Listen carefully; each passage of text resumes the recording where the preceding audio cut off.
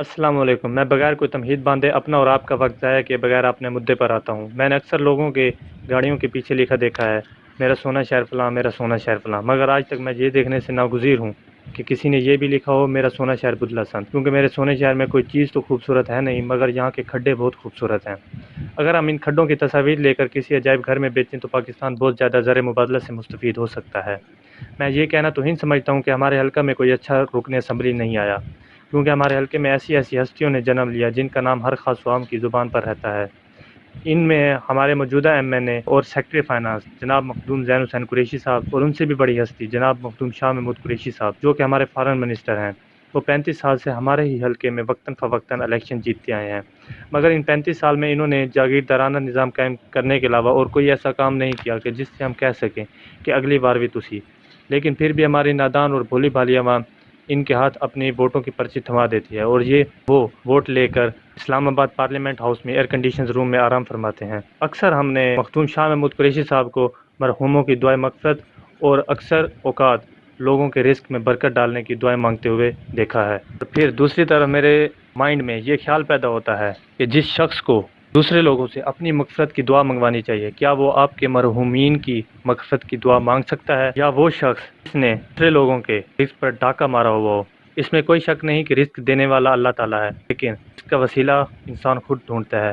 جو شخص وہ وسیلہ بند کر دے، کیا وہ آپ لوگوں کے رزق میں برکت کی دعا مانگ سکتا ہے؟ یہ بات کرنے سے ضرور گریز کرتا اگر میں نے یہ بات کسی سے سنی ہوتی، لیکن یہ واقعہ ہمارے ساتھ خود پیش آیا ہے۔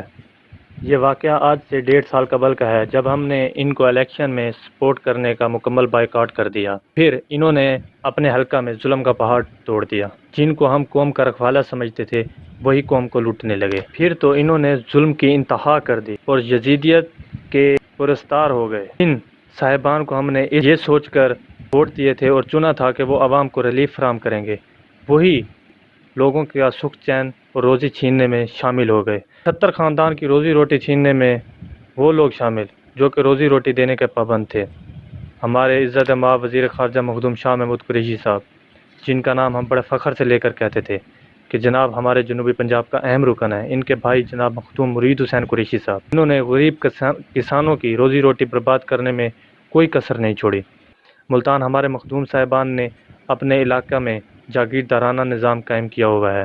ہمارے مخدوم صاحبان شاہ محمود قریشی، مرید حسین قریشی، زین حسین قریشی، ایم این اے این 157، جنہوں نے صرف اس بنا پر غریب کسانوں کا، جن میں 70 خاندان شامل ہیں اور 78 ایکڑ رقبہ شامل ہے، نہر پانی بند کر دیا اور کھال توڑ دیا کہ ہم نے ان کو الیکشن میں سپورٹ نہیں کیا، حالانکہ ہم پچھلے 35 سال سے انہی صاحبان کو سپورٹ کرتے آ رہے ہیں، لیکن ان کی ہمارے ایریا میں ناقص کارکردگی کی بنا پر ہم نے ان کا ساتھ چھوڑ دیا، اور پھر انہوں نے اپنے جاگیردارانہ نظام کے تحت ان غریب کسانوں کا کھال توڑ دیا اور غریب کسانوں کو اس بات پر مجبور کر دیا کہ وہ ان کے خلاف اپنی آواز بلند کریں۔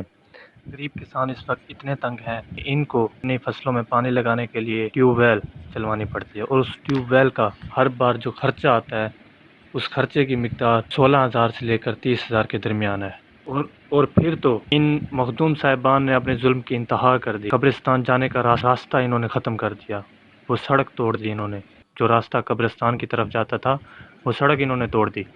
ہائی کورٹ کے آرڈر کے باوجود، ہر قسم کے ڈاکومنٹس ہونے کے باوجود، ہر قسم کے پختہ ثبوت ہونے کے باوجود بھی محکمہ آبپاشی پانی کی بحالی اور کھال کی تعمیر میں ناکام ہے۔ کیا یہ درندہ صفت لوگ انڈیا سے زیادہ طاقتور ہیں؟ جبکہ دوسری جانب آئین پاکستان میں ہے کہ ہر فرد آزاد ہے اور وہ آزادانہ ووٹ ڈالنے کا حق رکھتا ہے، تو پھر یہاں جاگیردارانہ نظام کیوں؟ ہر فورم پر اپنی آواز بلند کی، مگر ہمیں کوئی خاطر خواہ نتیجہ نہیں ملا۔ آخرکار ہم نے تو ان کی جاگیردارانہ نظام کا بائیکاٹ کر دیا اور بغاوت کی ہے، کیونکہ کیا خوب وہ شاعر کہتا ہے، اس شخص سا منافق نہیں دنیا میں کوئی، جو ظلم تو سہتا ہے بغاوت نہیں کرتا۔ تم صاحب، میں آپ کو ایک بات کھلے عام کہنا چاہتا ہوں، یہ مت بھولیے کہ وقت ہمیشہ ایک جیسا نہیں رہتا۔ وقت اچھا بھی آئے گا ناصر، غم نہ کر زندگی پڑی ہے ابھی۔ یہ مت بھولیے کہ جس کرسی کی شان میں آپ بیٹھے ہیں، ایک وقت وہ آئے گا کہ یہی کرسی آپ کے جہنم کا ایندھن بنے گی۔ یہ ان غریب کسانوں کی آپ کو بد دعا ہے۔ میں جانتا ہوں کہ اس کے خلاف ضرور ایکشن لیا جائے گا۔ وہ شاعر کہتا ہے کہ ان بارشوں سے دوستی اچھی نہیں فراز، کچا تیرا مکان ہے کچھ تو خیال کر۔ ہم نے ان بارشوں سے دوستی تو کر لی ہے، دیکھتے ہیں کہ ہمارے کچے مکان کے ساتھ کیا حشر کرتے ہیں۔ وما علینا الا البلاغ المبین۔